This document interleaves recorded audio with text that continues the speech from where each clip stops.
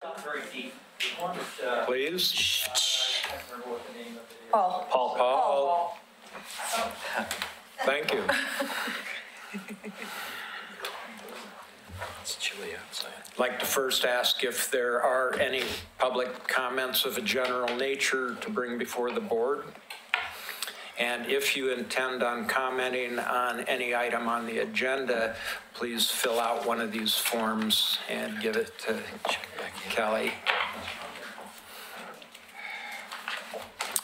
In the absence of any comments right now, then we'll proceed to public hearing, beginning with PC 18-151, HR 18-14.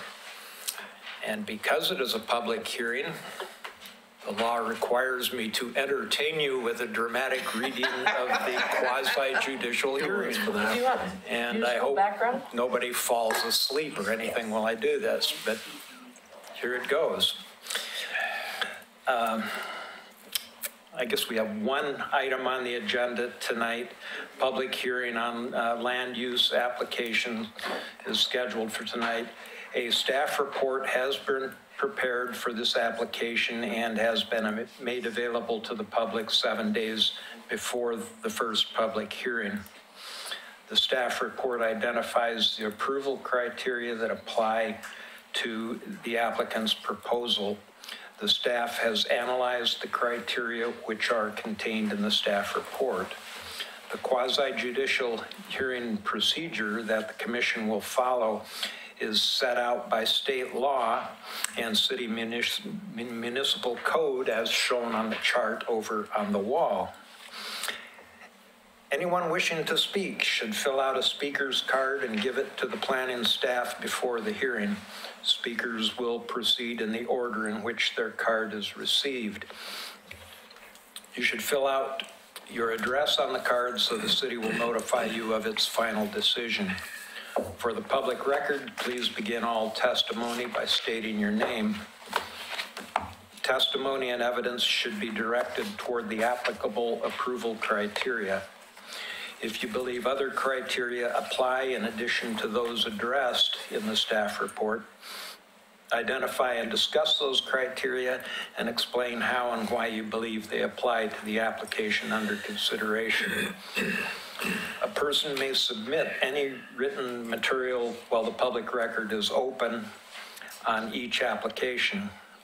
Any written material received by city staff during the time period in which the record is open will be placed in the record. Written materials submitted during the public hearing must be presented to the city staff in order to become part of the record. If a person intends for PowerPoint presentations, oversized poster boards, reports, pictures, or other exhibits used in their oral testimony to be placed in the record, copies must be submitted to the city staff while the record is open. If they are not given to staff, they will not be included in the record. Any person wishing a continuance to present additional evidence and testimony or to keep the record open to respond to new evidence must make that request before the public testimony portion of the hearing is closed. If the Historic Review Board makes a decision with which you disagree, any issue that you may wish to appeal must have been raised for consideration of the City Commission or LUBA or both, without raising the issue on the record with sufficient specificity and accompanied by statements or evidence that the city and all parties can respond, the issue will not be deemed appealable to the State Land Use Board of Appeals. In addition, the failure of an applicant to raise constitutional or other issues related to proposed conditions of approval with sufficient specificity to allow the local government or its designee to respond to the issues precludes an action for damages in circuit court. I thank you. And with that, we will open the discussion of PC 18-151, HR 18-14 with commission report and staff report. Before you start, you want to ask for ex parte contacts? Quite so. Sorry. Thank you. Have any commissioners present had any ex parte contact or conflicts of interests? No. No. And have you visited the site? Yes. Yes. Okay. Does anyone in the audience wish to challenge the statements regarding conflicts of interest or ex parte contact? Okay, now we will move forward with the staff report. Thank you, Chair Basinger. So we've got file number HR 1814, a request for approval of solar installation on a designated structure in the McLaughlin Conservation District. The property is 301 Madison Street. It's on the corner of 3rd Street in Madison, on a 10,000 square foot lot. And here's the structure from a view from the corner. And then the side yard kind of behind, you can see the greenhouse behind the house in this photo here. And then this is just a closer view. The little blue stakes in the ground, if you see like a blue circle on a little stake, those are the markers where the ground mounted array would go potentially. And so this is from this 3rd Street sidewalk, this picture. And then this is the view on Madison Street. And so this is this sealer house, or siler, I'm not sure. Siler, thanks. I think circa 1895, Queen Anne. The applicant's proposed solar installation, either roof mounted or ground mounted. And so here's a rendering of the ground mounted array. It would be approximately 119 square feet. I think the front of it was 2 to 4 feet off the ground, and then the back of it would rise to 11 feet off of the ground. Rendering from 3rd Street. And then the rooftop installation rendering is here. There'd be in groups of 3 or 4 panels. The roof color is dark gray, blackish, and the panels are black. So the proposal has a group of panels on each of the roof sections that kind of frames the entrance of the house here on the corner, and then another group of panels on the wing of the house that it has, it's a single story gable wing, and it's actually an addition.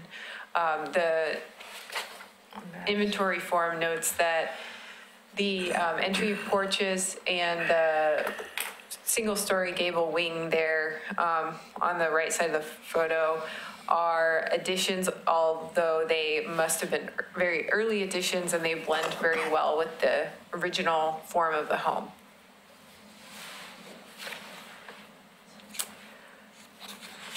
So just for discussion purposes, I've labeled the groups of panels, and we'll go back to this slide.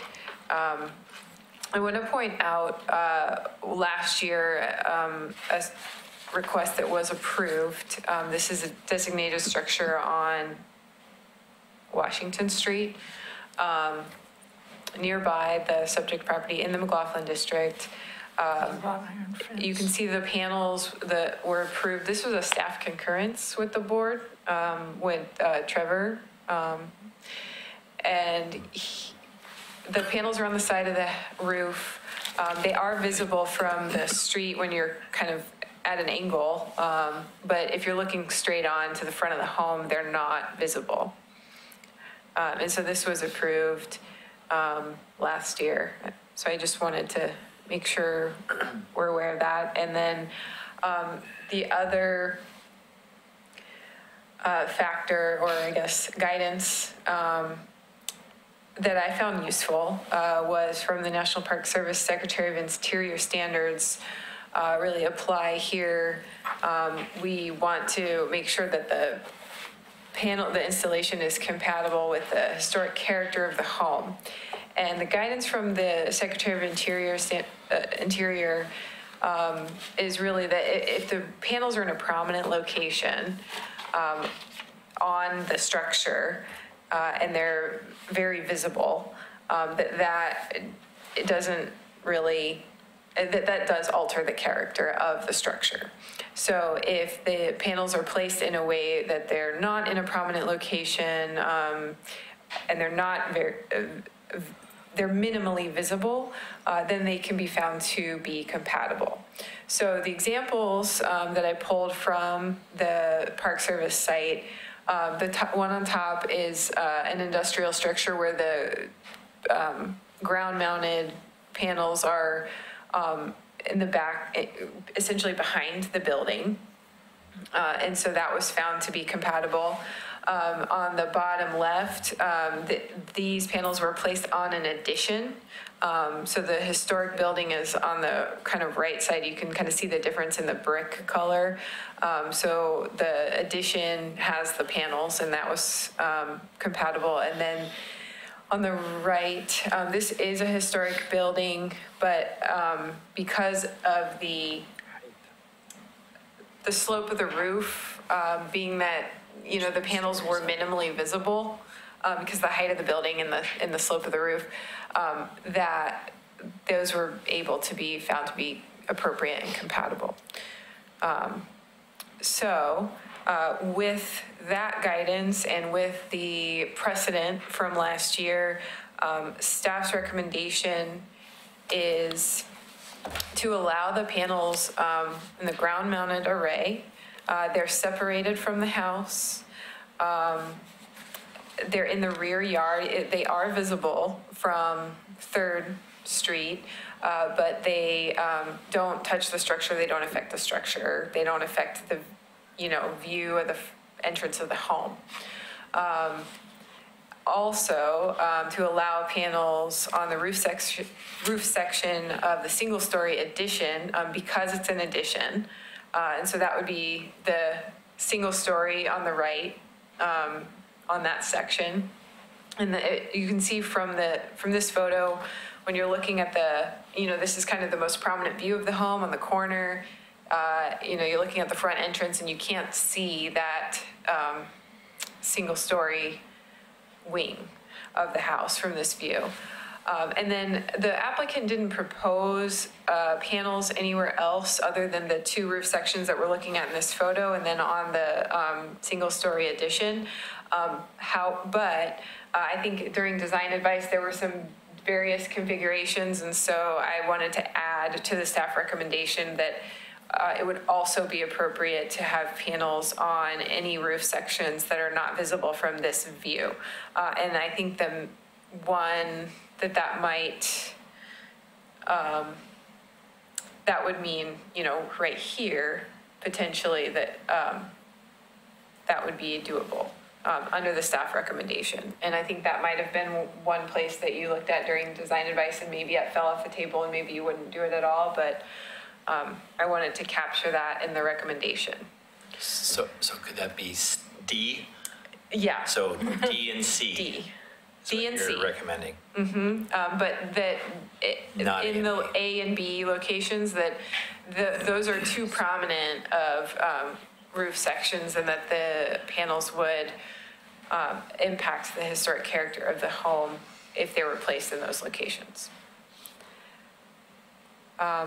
So I'm trying to be as brief as possible, but if you have any questions, I'm available. But from here on out, we can call that D. We can call it D. I can try and add a little D to it right now, but I don't know if As I'll long be as able we to. know when we make the recommendation. All right. Is the applicant present? Do you have anything you would like to tell us?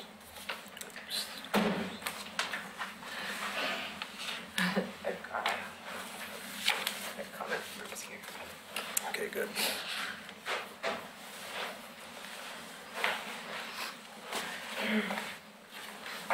We're co-applicants, I guess. She's the homeowner. I'm Denise Beasley, and I live at the house. I'm Matt Ellis from Mark Solar. Okay. So just for comments or additions from us, we included most of it in the application, obviously, but we obviously feel strongly about, the ability to add renewable energy for any home.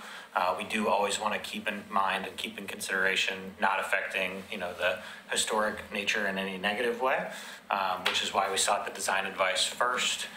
Design advice was definitely leaning more towards the ground mount, but I think that there was also some good advice that was brought up on those other areas.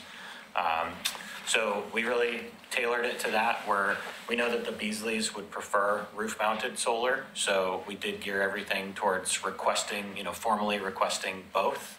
But we're open to installing solar on either the ground or on the roof, whatever we can get approved. And also, the ground-mounted picture is misleading, I think. It doesn't take up as much room as it looks like it does in the rendering. The rendering shows it a little bit bigger because we couldn't get the angle to render correctly, so it comes across as a little bit bigger. The stakes, as Kelly pointed out, are the most accurate representation because that was actual physical representation on site of where we would be putting it, which is why we included that. Is there a difference in functionality, whether they're ground-mounted or roof-mounted? In terms of production, is that what you mean, like energy produced? Not really. No, I mean, there are better and worse locations.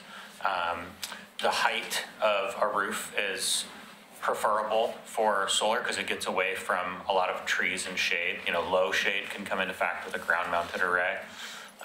And so that's why it's preferable. And roof-mounted is quite simply just easier as well. You already have a structure, where ground-mounted, you have to build a structure and then install the solar onto it. So it's a little bit less expensive to do the roof-mounted, and you typically get better production. But there are some benefits to ground mount as well. So you can make an argument either way, really. Is D, where it's situated, would still be able to get enough sun to be productive? It is. D was very similar to, I believe it was B. Okay. I don't want to confuse. Yes. D and B are almost exactly the same sun percentages. Oh, okay. So C and D would be very doable for us from a percentage of sun that they receive. And the D would also be, would it be 3-panel or 4? I'd have to go back to our notes on that. Notes and see what It was definitely 3 or dimensions. 4. I think it might have been 3 if I recall correctly, but It's like 3 if you take. yeah, it was. Yeah. Kind of Yep. rotate it. Right. Visually. But then I don't Is know there if a, it's equal distances to where? is there a threshold on the total number of panels or surface area you need to complete the project? So if you subtracted A and B but added D, C in the ground or whichever, does it meet is there a certain threshold, I guess, that you have to surpass in total amount of panels to make the project work, or? I think only budgetary, really. I mean, it's, the Beasleys had originally signed up for 11 panels of solar, but, knowing that it was flexible due to this process. And that's why we looked at 11 or 12, 11 on the roof or 12 on the ground. A clean rectangular ground mount array just looks much nicer. So we could have done 11 panels there, but it has one panel missing. It just doesn't look quite right. So that's why we go for even numbers on the ground mounts.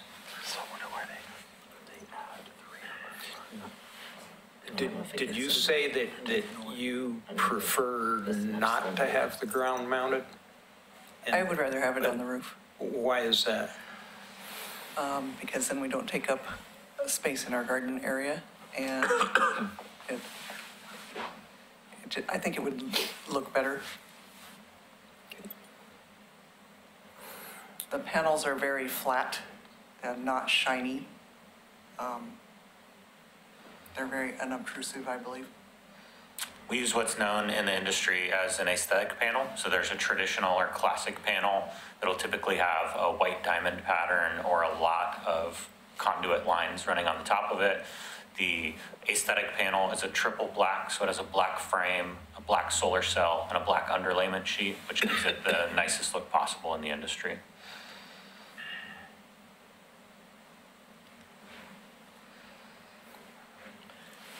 Other questions? About the other side of C. Well, I just wanted a clarification, I guess.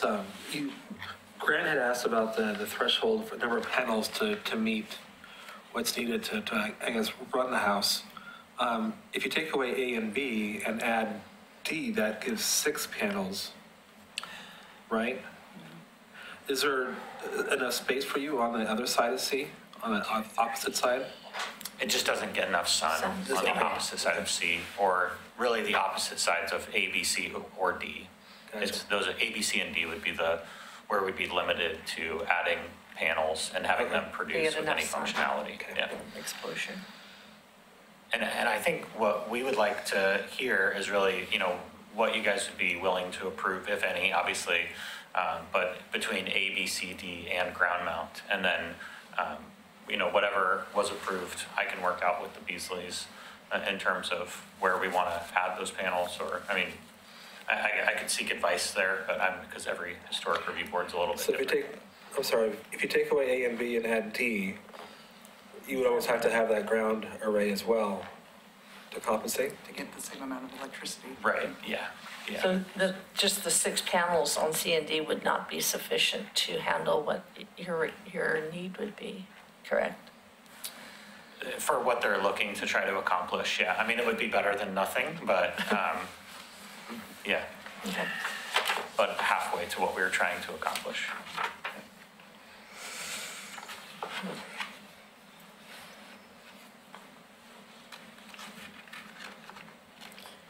And what's, I guess I can look on here. The dimensions on the ground mount.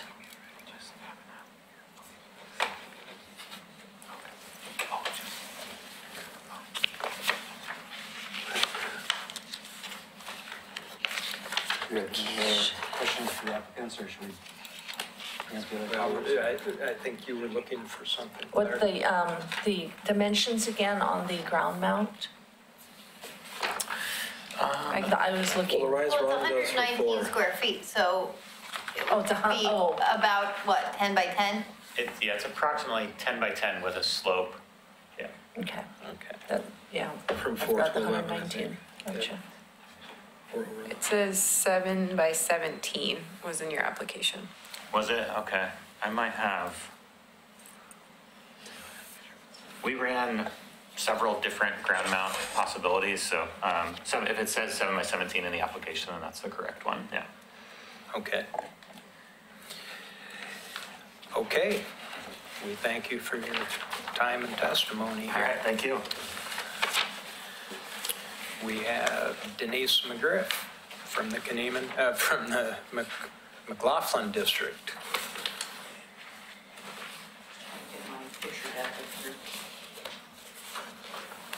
Good evening again, Denise McGriff, representing the McLaughlin Neighborhood Association. I'm the land use chair for the McLaughlin Neighborhood Association, and we reviewed this particular project, and I believe you have our comments. Yes. After looking at this, we had a discussion about it, and it seems to me that the revised recommendation is really more appropriate. You have a subordinate side of the house, and I think that it could accommodate the solar to help meet the needs that the Beasleys are looking at. We actually kind of rejected the ground mount because, again, we know them and how much vegetables and stuff they grow in their yard, and that would just take up some space. Plus, I kept thinking about, and from my own standpoint of, it's more accessible to some sort of vandalism as opposed to being on the roof. Not that we have vandalism in our neighborhood, but you never know. But I think that what is being proposed by the applicants is actually a lot better than the National Park Service's recommendation.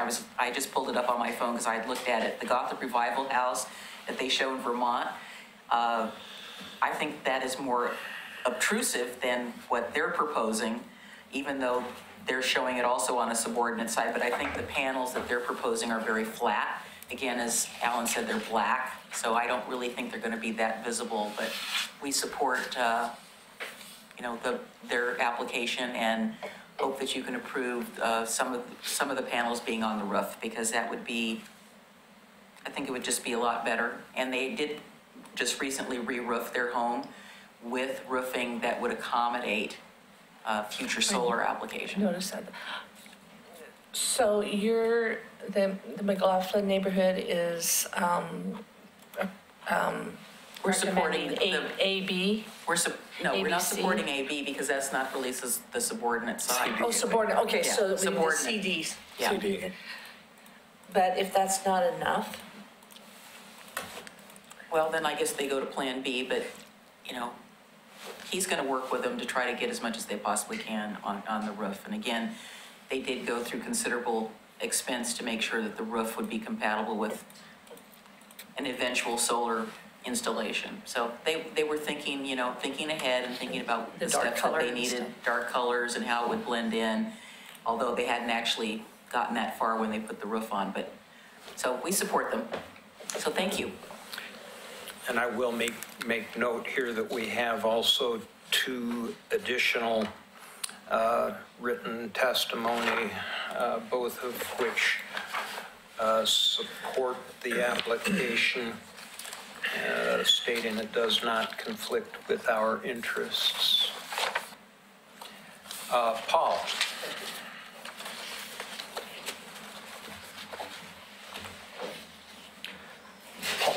Paul Edgar, Oregon City.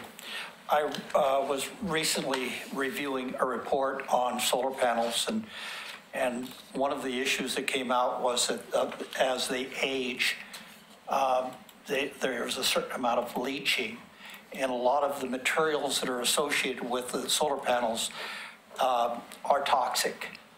And though not all of this information was that I could personally validate or say was authenticated, there is no place to get rid of these panels now in the United States because of the toxic nature. So you can't take them up to the Arlington or any of the places like this. So there is some inherent issues of it. And what I got out of this article that I was reading was that I would be more in favor of not having something in a garden area where I wasn't capturing the leaching waters that would come off of the surface of it. I personally like solar panels. I would rather, I wish I could figure a way I could do it. But if I was growing vegetables around them, I would surely not want to have, I would really have to have some ability to control all of the water, and everything comes out of it because of the toxic nature of the leaching that will happen over the years from it. So it's a new issue. People are just starting to get a grip on it.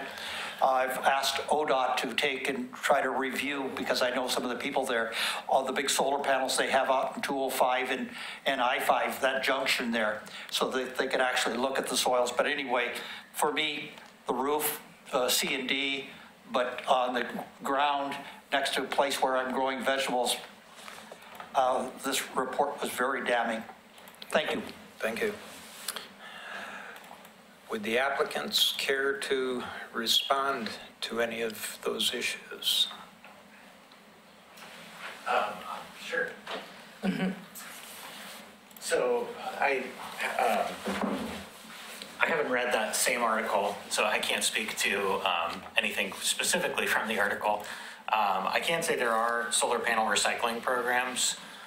So the majority silicone at this time is not, and all solar panels are made from silicone wafer, silicone cells.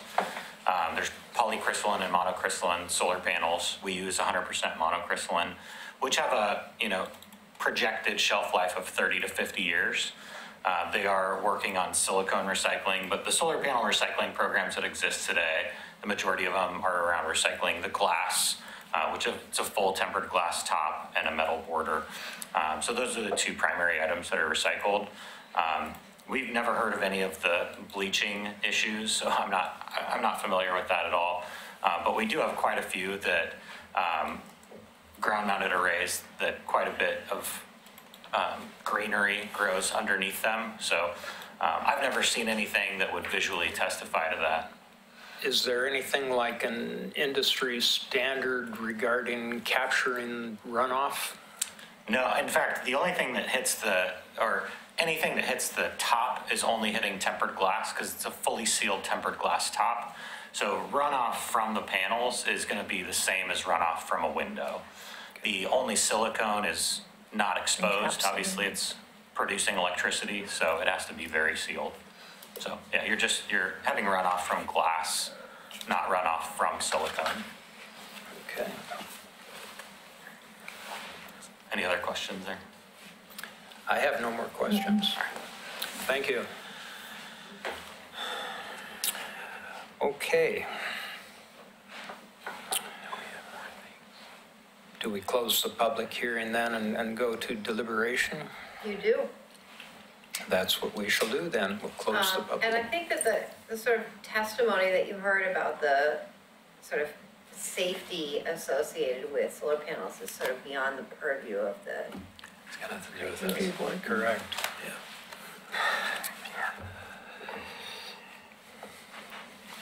So I'll throw my opinion out there. I'm very familiar with this house. I think it's one of Oregon City's architectural treasures, actually. And I congratulate you on having bought it. I'm very reluctant to tamper with its appearance.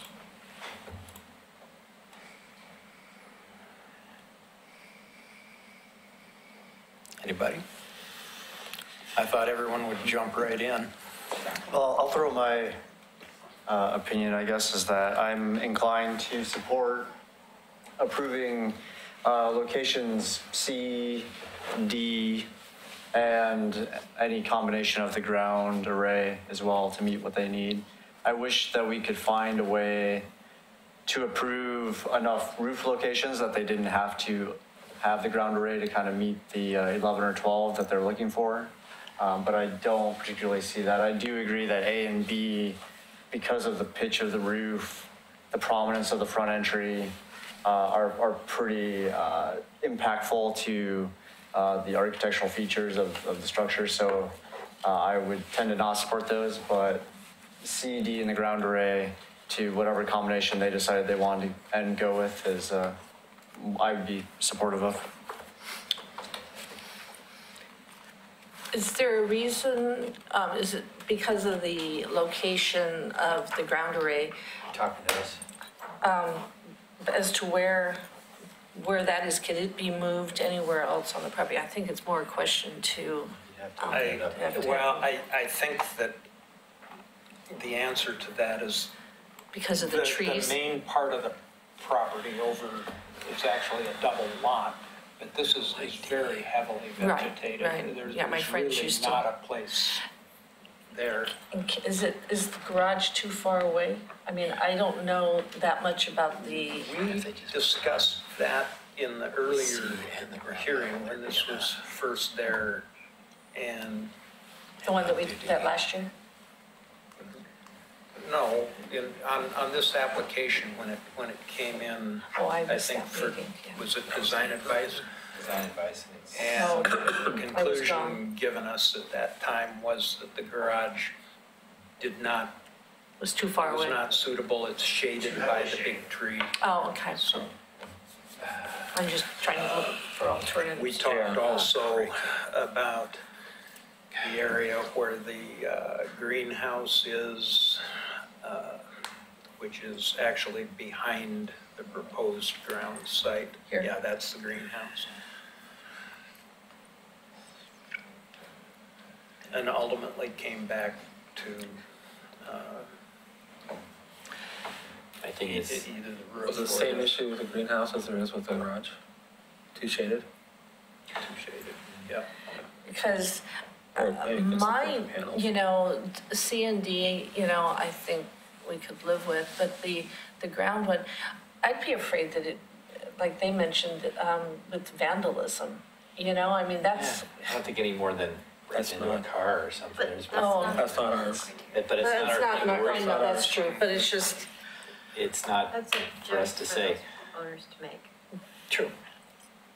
My vote would just be C and ground array, if I was looking at it. D would just be the last alternative. Set up for C and D, and the ground array is the last alternative for me. Minimize the Yeah. ground array. Yeah. Try to maximize C and D I and think minimize ground. If you're gonna have,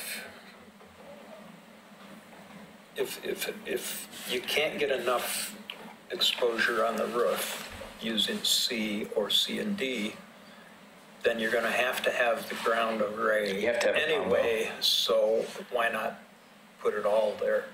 What if you did C and D and had a smaller ground array to where, you know, because of half the size of, you know, if you're aiming for 12 panels, do But if C you- and D and then have Gotta leave- the, just so that it's, because I mean, I- 11 feet is up there. I agree with you on that. I would prefer to let them do the mathematical analysis on the output and And what's what's the- most cost efficient to build splitting And between what's the the minimum? surfaces, but some combination of those. Right. Yeah. So I think what you just said was it's either ground, C and D, or some combination thereof to be determined. So the motion that I would make would be to approve panels on roof surfaces C and D and the ground array not to exceed the 12 panels that we saw, or But that would whatever be almost combination. double what they were- So they don't have to do all, but they can do whatever combination within there that makes most sense. Could we limit the ground? you That's know? what I would say, is the ground array shouldn't exceed what they propose, the For 12 the size, 12. but they can reduce it if they want. Say they want to do 6 on the ground, 6 on the roof, or whatever, but let them make that. Make that final decision, but just have the parameters there. Is that a Right. motion? And I was Yeah, thinking okay, that. so No, go ahead. all right, so I will make a motion to approve. Sorry, I would just want to make a suggestion, because I wrote a condition of approval that it says what you're saying, so you can just approve, motion to approve with conditions, with the recommended conditions of approval. But I think what we might add is that the solar panels on the roof, I think what I'm hearing from you, that if they wanted to do a row of 4 or 5 even, if it fit on the C and D sections of the roof, that would be acceptable. So we could clarify the condition to make sure that is included. And the way, let's see. I would maybe just add a sentence to the condition saying that in the acceptable locations,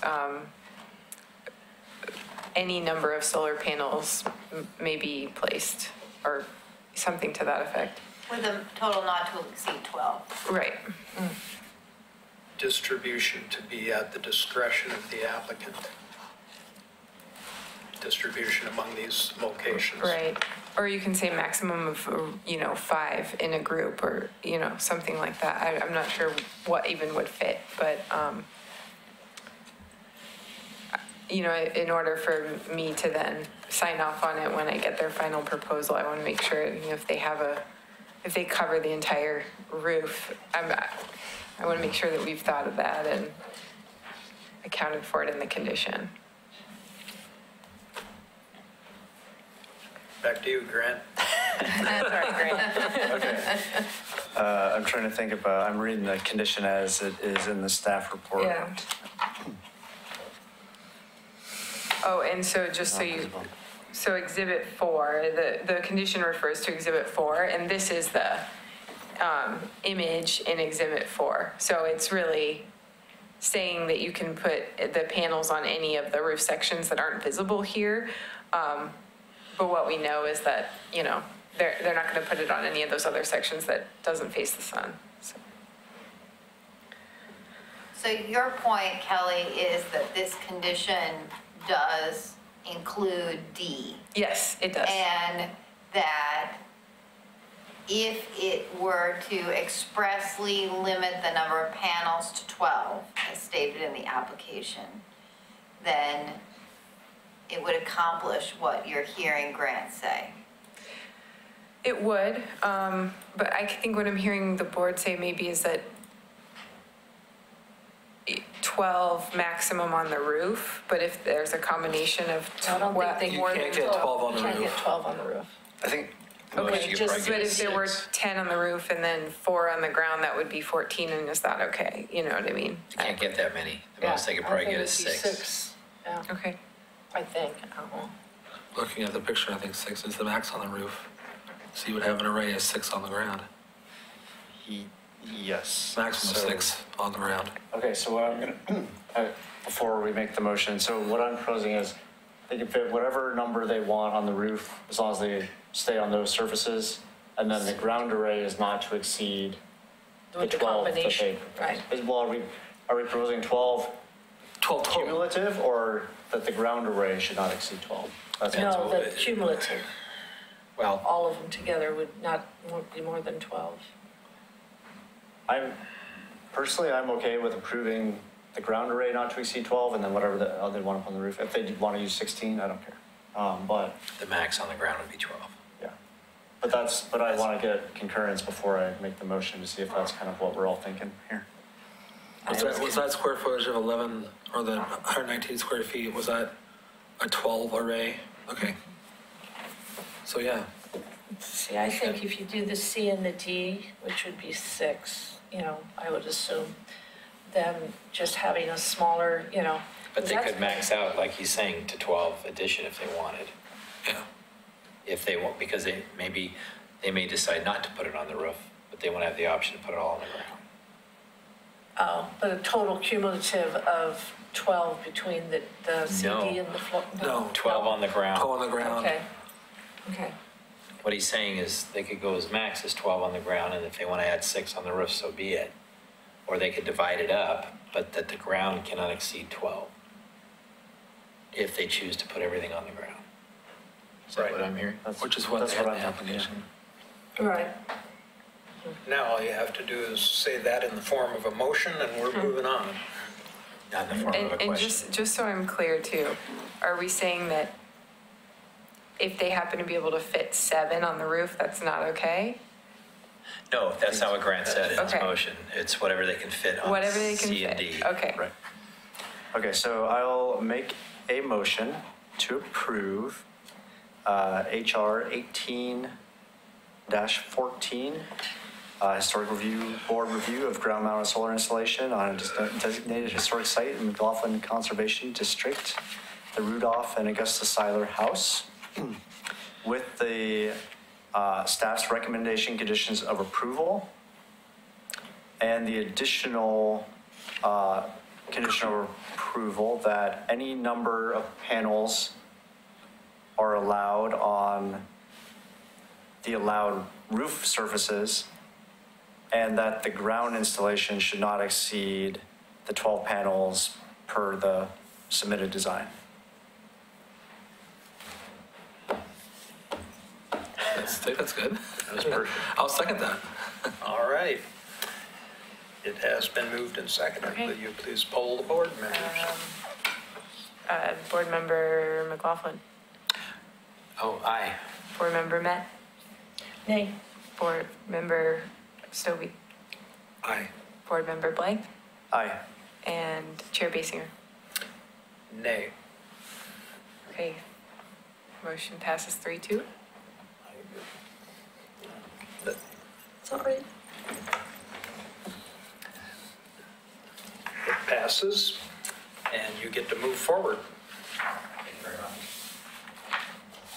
It's the first time I've voted no. can wrestle with it. All right. The next item on the agenda is design advice for new construction on a residential site in Kenema. Ken and Wendy Tinseth. Because I haven't looked at any of this. I'd like to come forward and tell us what your plan is. That's why I was looking at it, Wes. Holy crap. Kelly, can I ask you a question? Yes. Can I ask when these next two items were added? When? When? Thursday, last Thursday? 4 and 5? I sent out a revised agenda last Thursday. Serious? I don't know if we may not receive. I didn't get that. get it. I got them. That's why I was looking at them like, what are these? Oh dear.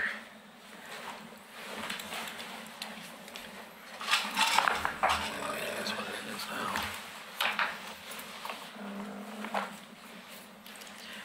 Oh, so the Kenema, So- so you're saying the additional two are the Kenema and the. I did not receive them. The design advice and the staff concurrence. Staff, okay. Did the, What I got I from did you get was, those. so then, okay. I got it,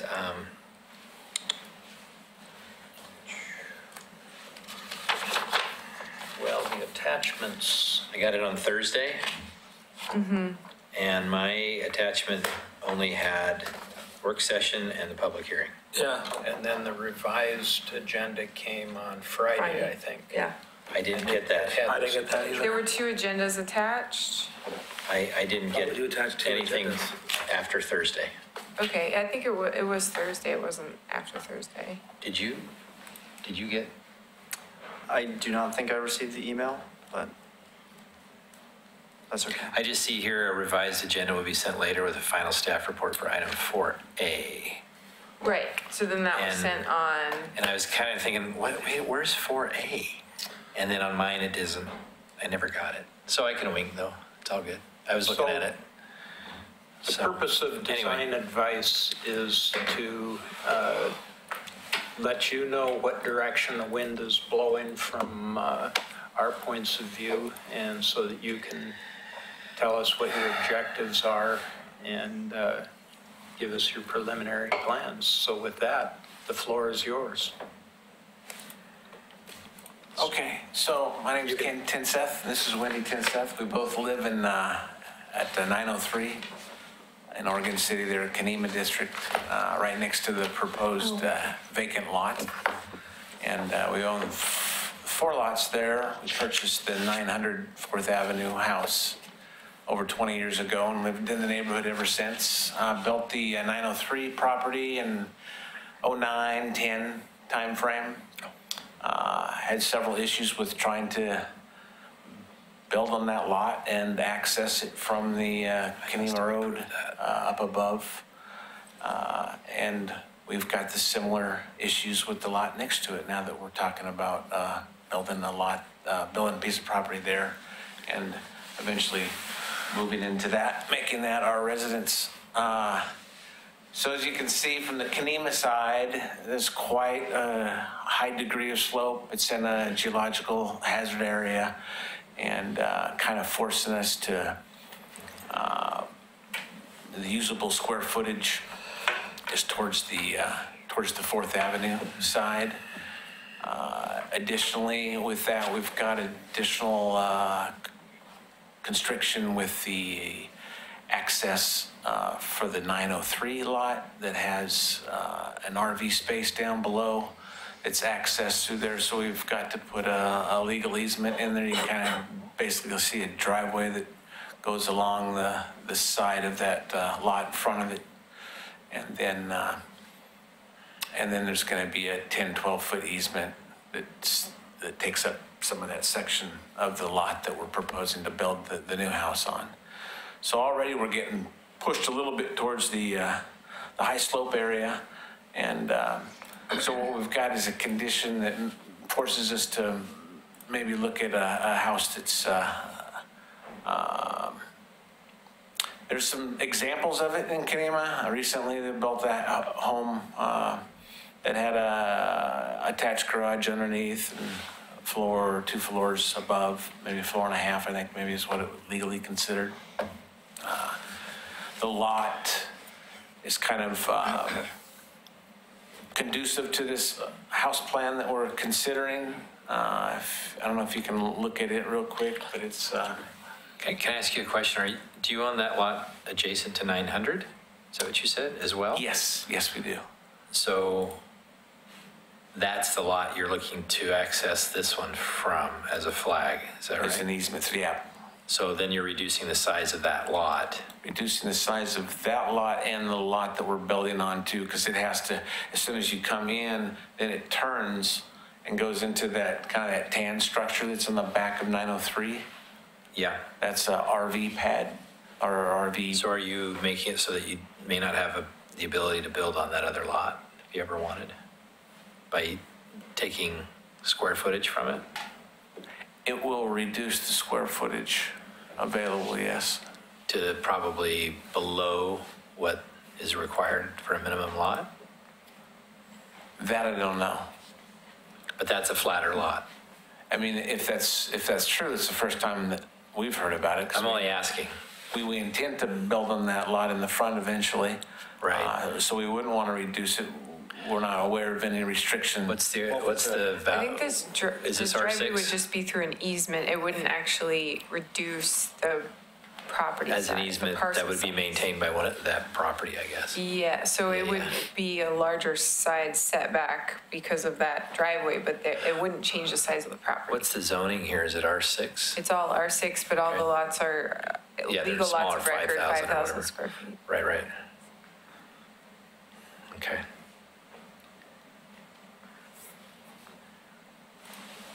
Got more? Just kind of go over the plans. This is, had CH2M, he'll do a site plan for us the other day, forwarded it on to you folks, and that's kind of just a rough idea of the right-of-way there, Okay. the setback that we're proposing, the size of the plan that we're proposing. We're basically pushing it all the way to the metro line there. Can you make that hard turn with that RV? It will be, no, there's actually a radius that's not in there. Yeah, Gotcha. yeah. It will be tight though, Yeah. not putting a big RV back there. So that's the site plan. And then we can maybe look at, if you don't have any questions about that, this is a stock plan from Mascard. We just wanted to get some design advice from you folks,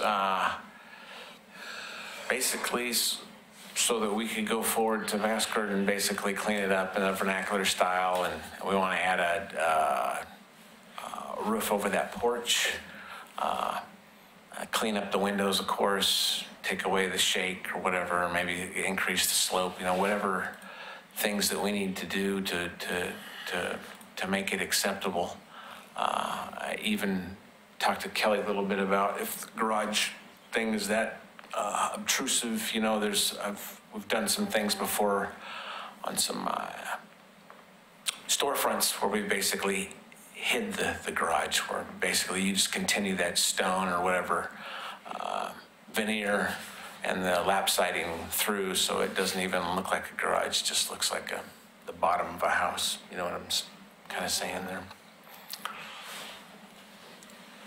And she also mentioned the bay window might not be favorable for the historical perspective. I've seen a few around, but I don't know enough about it. So that's kind of what we're here for, get some design advice and see what you guys think about it. Question for staff regarding the requirement that the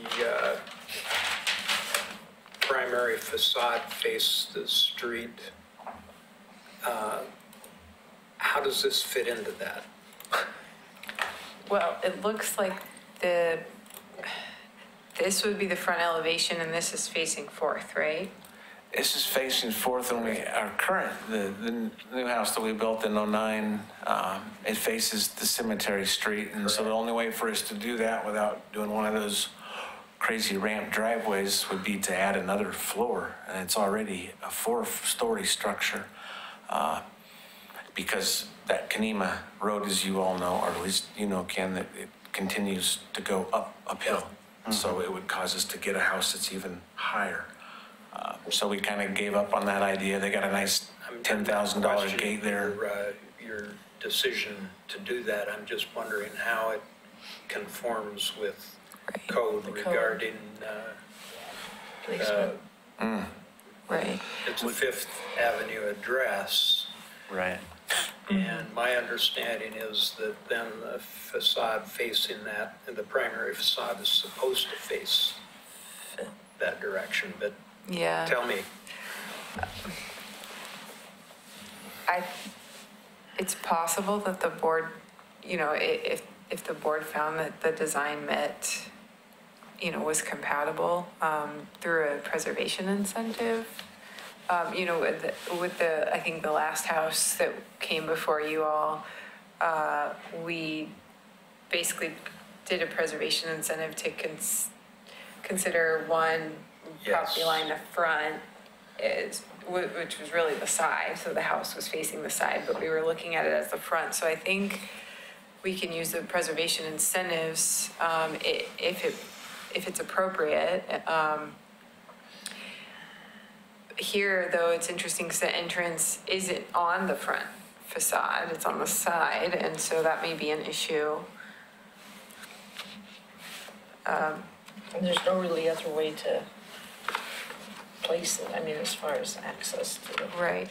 And, you know, there are going to be a lot of factors for geologic hazards, you know, on the back of the lot, along the Fifth Avenue right-of-way, that are going to be tricky. So, you know, the applicant's going to have to go have a pre-application conference for geologic hazards, and so that needs to tie in with historic review, which is always the difficult part. As I understand it here, there's actually minimal disturbance of the steep slope. Yes, that's the reason we're so far forward, is so that we don't have to dig, 20 feet, 15 feet into the slope and put down piling and all that stuff. Just staying away from that. That would be a minimal back. I think there's a side view of this, but anyway, it does go into the slope a little bit, you can see there. It doesn't go in a lot. It's a tall house, even with a low-pitched roof that's not, it would have to be a steeper pitched roof. The bay window wouldn't be appropriate. Right. Obviously, the windows you could change. I mean, that's just the drawing, but they need to be a simpler 1/1. But it's a tall house. And that's always the thing we have to deal with, is when you're on a slope, you've got a garage, and then basically it's 2.5, it's 3 stories. And it's always an issue we have to try and figure out how to deal with and how to make it compatible in the neighborhood. There's elements to this that would fit, but it's off the road from your access, and you're probably gonna have another house in front of it eventually that'll soften it for sure.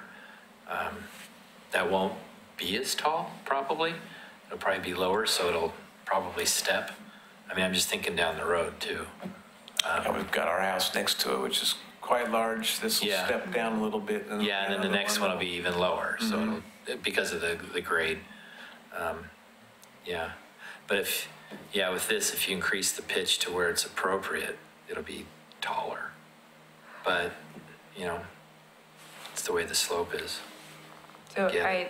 I'm just gonna bring up, don't mind me, but I'm gonna bring up a street view so you can see Yeah, from yeah. Fourth. The googly.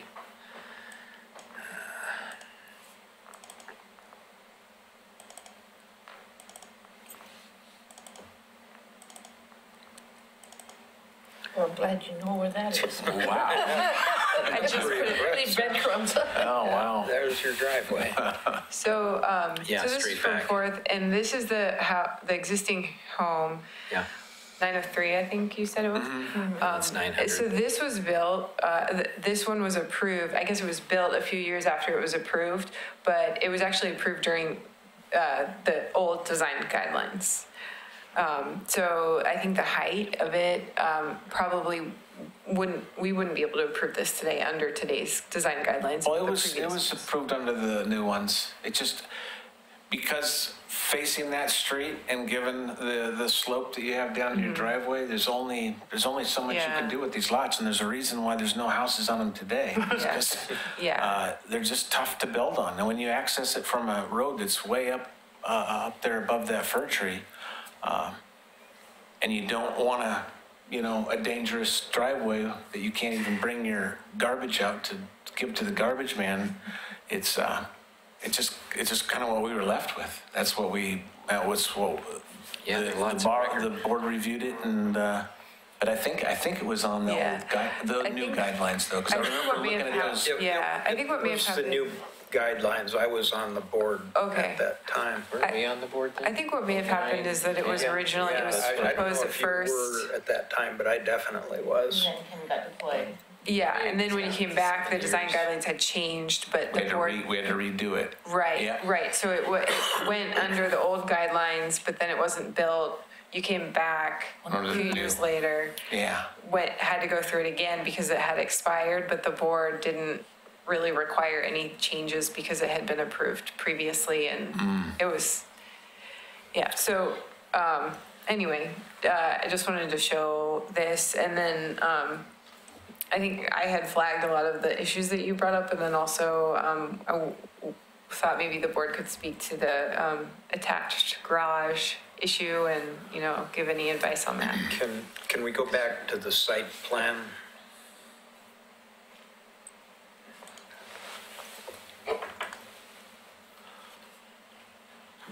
There, well, there. So that is a 20-foot setback.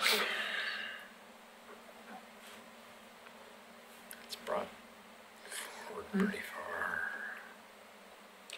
And I don't know if I needed to go 20 foot back from the edge of the right of way or just 20 foot back from the property line, but we did that just to kind of have it equal to what the house is next to it. So it's not too much. I think this is going to be this is your property line. And Yes. so this isn't going to be right of way, it's just going to be your Front. driveway. Well, it's right of way for 903, though. Well, it's right, it's a easement. Easement, But right. but that doesn't mean that you have to take your setback from there. You can take your setback still from the property line. Okay, I didn't know how that Oh. worked exactly. Okay, thank you. So we shouldn't move Kind of that want further. that space, though.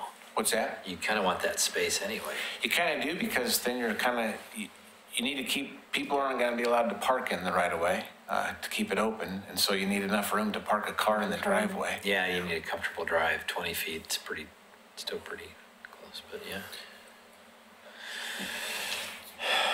If the garage is there. You're 5 feet and 28 feet out of the 50, so that's 33. Just to be clear, is it mirrored from how the plans show? So the Yes. garage is on Yes. the left, So I Yes. entrance is on the I right. flipped this so that, yeah, so that's Fifth and Fourth is Fourth's down down here. Just like here. So it's rotated. Right, I meant Yeah. the plan. plans. Yeah, it's the- mirrored. The garage is just offset to left and the front entrance yeah. is flipped. Because if you look at the site, or at the Plans, drawings. yeah. Yeah, the structure that Sorry, you're Chris. seeing on there. So go back to that's the elevation view. That one there Yeah. will be mirrored as So speaking to the garage and the previous ones that have been approved, they were on very steep lots that didn't have room for a detached garage, at least without significant, yeah, a lot of cost and a lot of awkward, work, I guess. Additionally, so the one is that you were probably talking about, I don't remember the address, but the one that's visible from Fourth Avenue, that's tucked in there like that. Yes. I think that a lot of people were maybe not so happy that it was more visible than what we really intended or what the board intended from from the street with the end landscaping and the way it kind of turned out. The other one that we approved that hasn't been built, we specifically did, the conditions were that it was not on the front facade of the house, so not on the main entrance side. It was not on the main floor of the house. So all of those, both the two that have been approved, were on a a level below the main level of the house to not detract. So the idea would definitely be to minimize it and kind of keep it from detracting from the main architecture of the home and that.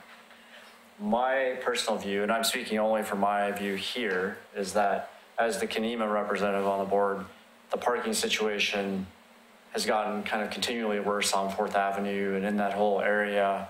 And so I'm probably more supportive on new construction that's non-contributing, that if there's a way to build an attractive, kind of tucked away parking garage, I'm more inclined to approve that than maybe some others are, because of the livability in the neighborhood and the fact that having the cars also detracts from the historic nature of the neighborhood when the parking situation gets, you know, to a breaking point, I guess. So those are some of the conditions that we would see. So I think that to me, this is not something that I immediately would say this is not possible at all, and I wouldn't approve and that sort of thing. That's my thoughts, though.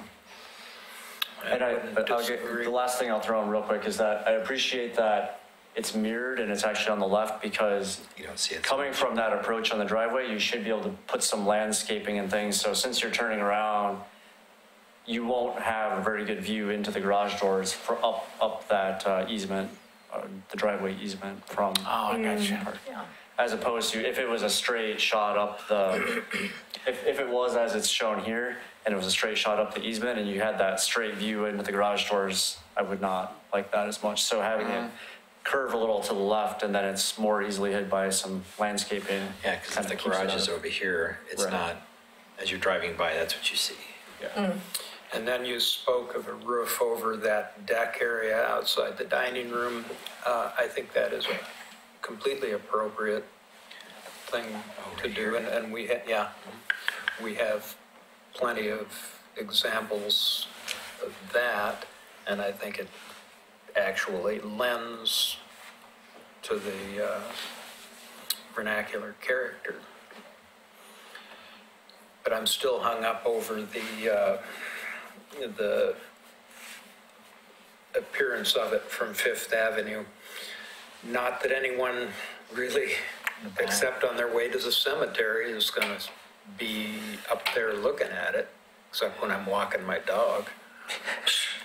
And we never here. see that. And not going into the metro area with her. You're talking this right here? Okay. That's the back? Yeah, that this back this side here, and I'm wondering what might be done to make it, More attractive? well, I'm not saying it's unattractive even, I'm just saying it's a little bit odd to look at the back of the house. How about a covered porch? You could wrap that porch around with a deck or something if you had the room with a covered area. That would soften it. Just, something to soften it or make it, It's right here, you could, make it really confusing to people so they don't know which is the front and the back. that might get in the way of your windows though. You might. If this comes around, because it would be right here. I don't know, Yeah. something to think about. One thing I would add on the bay window is that That's what I was gonna. I think that it is a little more ornate, but I think if you replaced it with a simple bump out with a shed or a gabled roof, you could simplify it. It might work out. You could do a shed roof on it, but I don't know how many vernacular homes have bay windows. Yeah. I would say not. I would square it Well, off, if not they've been give it the.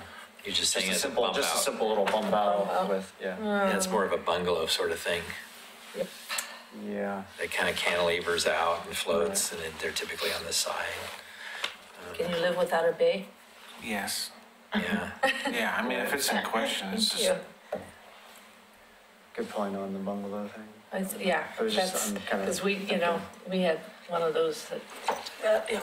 I think you could have pretty large windows that you change the window configuration of how that looks and have 3 there. Yeah. And I think just the simple 1/1. And you put that. by 1/1, you mean one pane over one pane? Yeah. Yeah, instead or of you the- could have 2/1, maybe one, so the upper one's 2 panels, and then the lower one's just 1 open panel. Oh, So 2/1, you could do that. Good in a vernacular. 2/1. Huh. Yeah. Just looks, When you, oh, no, I know what you're talking about. that would but- be vernacular. That would be okay. Good. so the minimum slope on the roof, The Is- design guidelines say minimum is 812. 812? Yeah, And this says prefer 7, I 10, think. 12. You'd have to Yeah. bump it up one Okay. more. And that's for vernacular? Yeah. So what we're proposing to do is take these recommendations, go to NASCAR, just have them do some quick stuff on the architectural.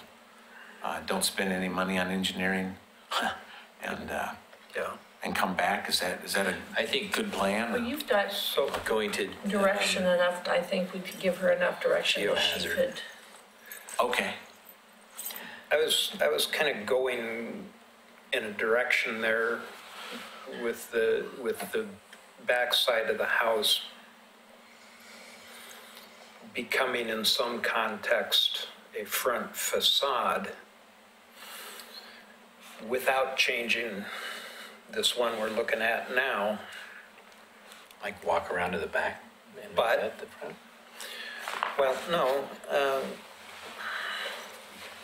you don't see the front door here, and you wouldn't see it from there.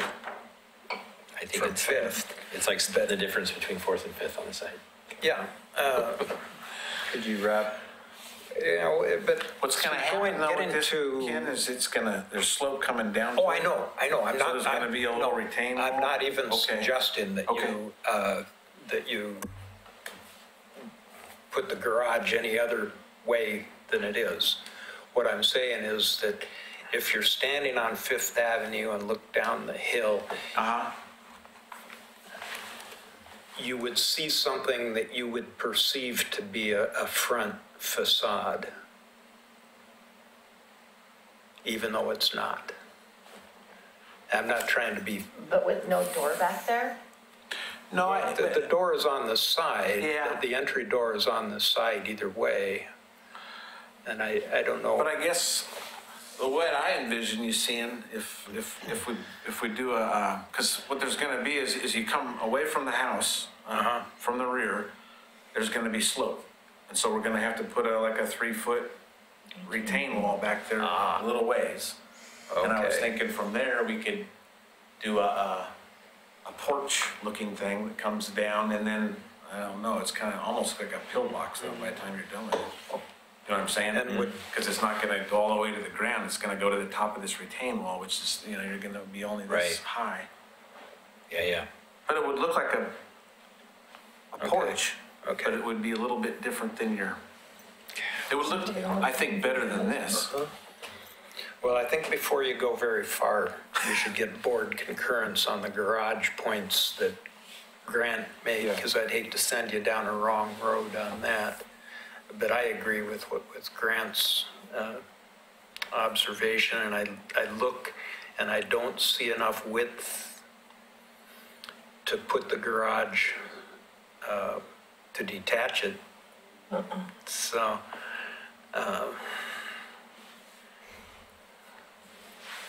Are you suggesting that they come back for another round of design advice after no, modifying? I'm or- just asking if we're gonna send them away with clear understanding, it should either support or reject the notion of the garage under the house. And I think Grant's made a good point about why it's a legitimate thing to do in this. Instance, yeah. I agree with Grant. Okay, so we have a consensus on That's just two of us. that point. No, I think No, it's- I saw nodding on both Oh, sides of okay. this, so Yeah. we kind of all agree on that point. Okay, I just wanted to make sure that you had a clear I got you. I understanding there. appreciate that, yeah.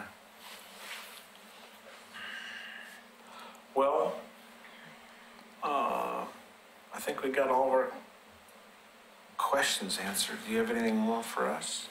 Siding, you Concerns? gotta look at siding. And windows, like we talked about, And roof also pitch, all this stuff is, yeah. materials. And I know you all mentioned height already, but you know, this is a two-story design and we just went through the whole two-story versus 1.5 story Yeah, with yeah. the last one. So I want to make sure he has the right guidance on that. Yeah.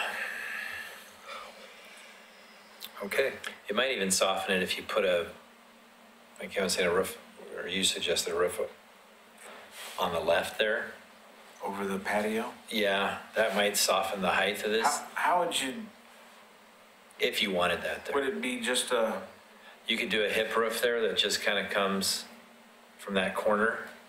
so you'd see shingles on both sides, or? Yeah, you could do that. You could, that would probably be a little softer, not so blunt. Not a gable end? No, not like a shed, no. You could do a hip. Okay, You could think about that and have them play with that. okay. That might soften the height of this thing a little bit. They can play with that when they play with the windows. Yeah, yeah. And then you said you weren't doing this shingles in the In the gable? gable? Whatever you folks recommend, I mean, I don't know enough about, we don't have any I don't strong think desires. it's objectionable. I've never seen them around, but Usually you got siding all the way up. we're just gonna go Yeah, side. I think, well, it probably looks smoother all the way up. shingles up there more. You wouldn't have knee braces either. Yeah. Okay. It looks like, I'll write that I down. just noticed I was that. wondering about that. Is that kind of a Craftsman thing? Yeah, Yeah, Vernacular is usually pretty simple, okay. just kind of, Yeah, like that. there's a belly Kiss it. band drawn on here. I don't think it would have a belly band, but it kind of breaks Breaks things up the- a little bit on this one, having a belly band. So would you break it up with color, different spacing on the lap side? It looks like it's closer on the top, further apart on the You'd want bottom. to keep things the same, but a belly band could, Okay, again, bring it down a little bit too. but keep it all the same color. Yeah. And then the bay window is just I think you just get rid of No way, it and yeah. just a get rid of it. tripartite window. what about the stone, if we do that in some kind of a stone? That's what I was gonna Does ask it matter? about the. Does it? well, that comes from the wall. I don't know enough about that to make a comment on it. If you want to do stone there, but I don't think that's I don't know. I don't We know. I don't, think stone would be more appropriate. What other kind of material? Brick, you'd see a brick foundation on a vernacular, you'd see a post and beam, but you probably wouldn't see stone. so either brick or just continue the A siding? lot of times, like those older homes, they'll have a brick foundation, you know, or it might be Okay. brick columns and then siding, but a lot of times but you can't hold me to that. I was gonna say, Kenema's when kinda I think all over of the place. vernacular, I think of just siding, have Well, like, it would be siding that would go down to the dirt. yeah. There wouldn't be any No. foundation. That one's like, I don't know, we'd have to talk about that one. Oh, we're okay with siding to the dirt. That's what we did on the other one. But you have concrete. Well, there's concrete for the step footings, yeah. But I mean, Yeah, you'll have a step for the foundation. there'll be a certain amount of that. I've got a question on the setbacks, the 5 feet that we're trying to push on that one side. Does this this porch that covers the entrance, does it, do we have to set back 5 feet from that? Yeah. Okay, so we can't really build the one then, if we want to be that tight to it, we need to eliminate that. What could we have, just a small little Little bump out. bump out? Yeah. Okay, Yeah, if it's flipped, you're gonna be tight, you just push it over.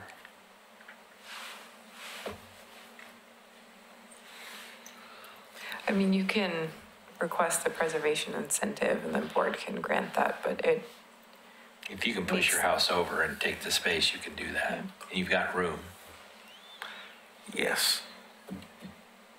And actually, even if you did that and pushed it over a little further, that makes things a little bit more soft from the view from Fourth anyway. You've got room on the left side, plenty of room to push it over.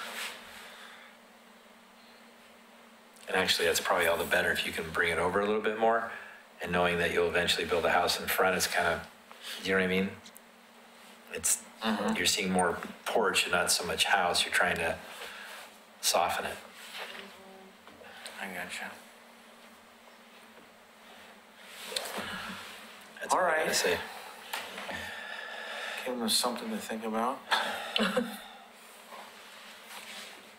And this would just be the easy meeting. So, Okay, Great. thank you. No, thanks for your time. Appreciate it so much. Anything else? So, Nothing else from me. so did you say that we'd get something from Kelly then? yeah, you can just work with me on preparing the application and Okay.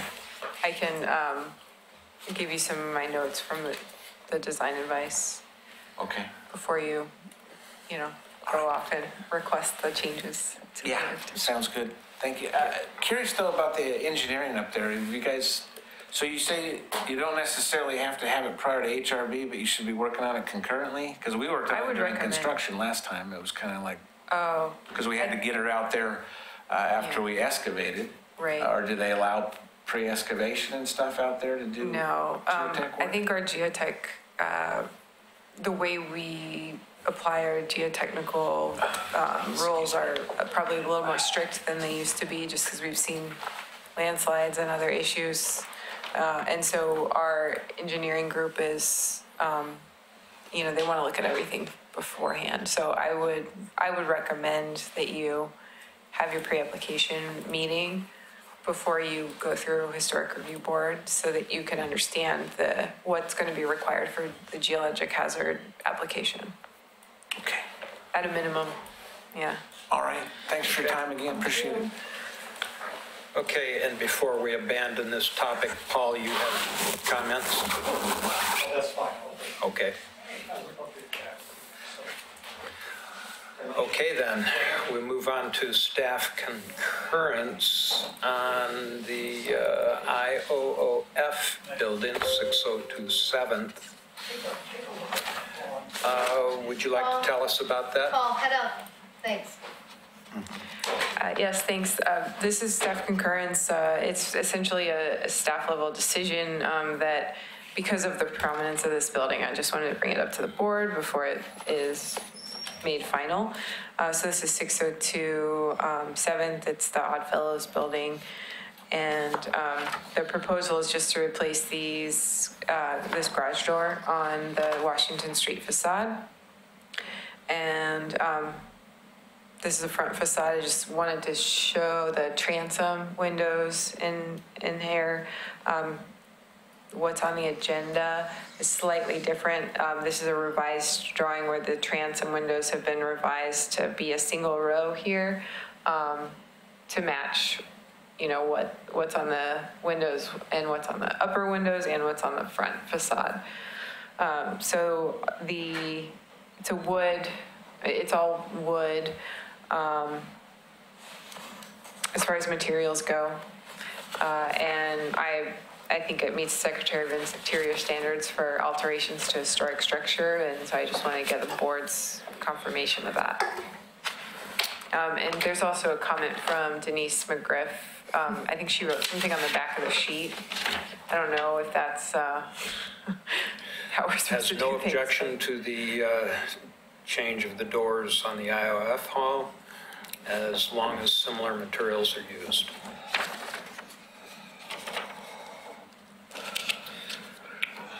And I agree. Can I see what's there now again? Yeah, Just, there, yeah. there. So basically, Looks it's like just an changing the windows. Something This- going on. And those side Yeah, ones are just raising, painted, I believe. But are they, Cutting, something going in? Like like an office or something, or I think it's a restaurant. how many restaurants will go through here before one succeeds? Is Ryan Smith doing that? Okay, So, they look much better with the windows. Huh. So I don't think you need to vote on this. I just wanted kind of wanted to make sure it was Looks groovy. a public meeting. And yeah, I like it. so this is gonna be used as an entrance? As a restaurant entrance? I think that the front is still going to be used. I think they just want to replace this because it Yeah, might. because it's looking kinda, Yeah. I remember when they Sinking into the ground. redid all of this way back when. I think this might be a When it was- secondary entrance. I'm not exactly Oh, sure okay. how Been around a it's. while, haven't you? Well, I helped them work on the inside. Sorry, there's also a new exterior light that I also think is fine. Appropriate. Yeah. Yep. Completely appropriate. Okay.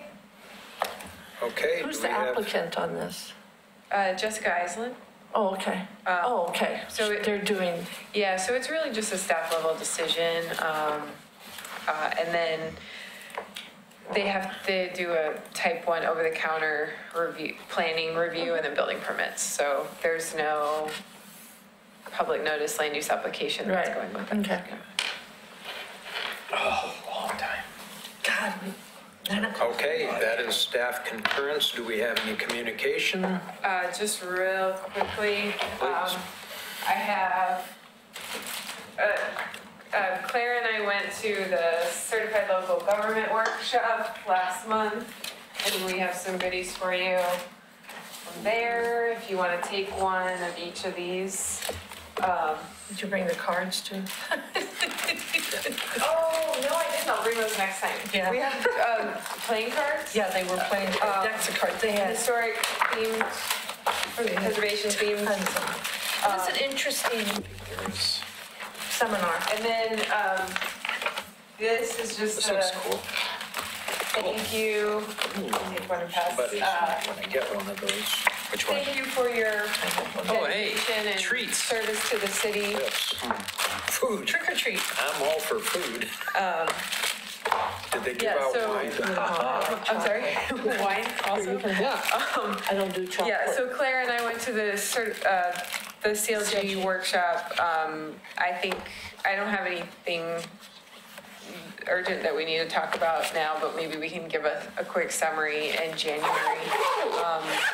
You're the only city board or commission that didn't have any new members, like interviews for new members this year. So we have a group that's moving forward into 2019, and we don't have to onboard any new people, which is kind of nice. So, The only thing I was disappointed in was I was really looking for, and I think I told you, I was really looking forward to the topic of infill. And it just didn't float my boat, and I didn't think there was, a lot of pertinent information. Yeah. But it's something I think that would be a good work session, yeah. discussion. Shut your mouth. Huh? I said shut your mouth. No, I mean, we're gonna be facing it, we are facing it, and it's. You're right. But I thought it was really, Yeah. I'm glad, it's the first time I've done, so it's cool. Yeah, so we don't have a meeting at the end of this month. So our meeting would actually fall on Christmas Day. And so we will see you January, I think it's 23rd or something like that. But we'll see you at the end of January. If we don't have any applications, we will at least probably have a work session on our next topic, a policy topic.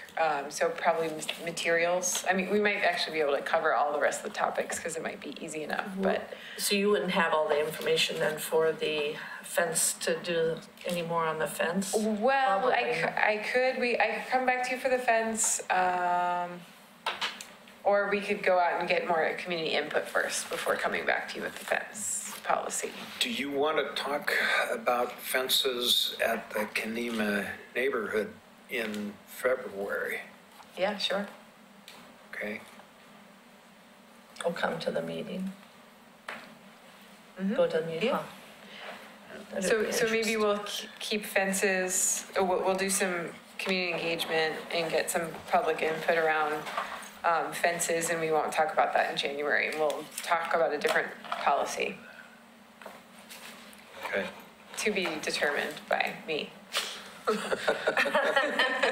We'll know before we can when you send the packet out. Anything else? No. We'll adjourn. Okay, Thank you. thanks.